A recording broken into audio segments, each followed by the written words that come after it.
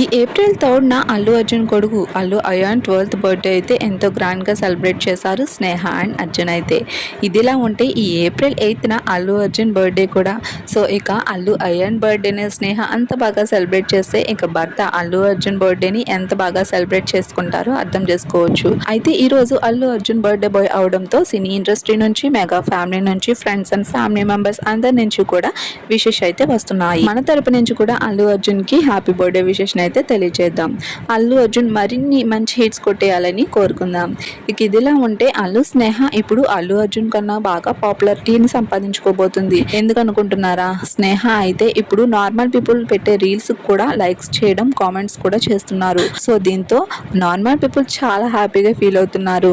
So వదినమ్మ అంటూ ఎంతో హ్యాపీగా తనని పిలుస్తున్నారు.